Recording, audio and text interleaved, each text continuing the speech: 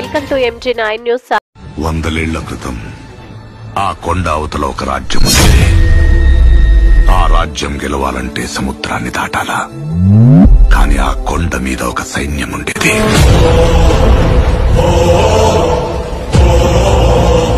దేశం జల్లెడపట్టి రాజు తెచ్చుకున్న సైన్యం.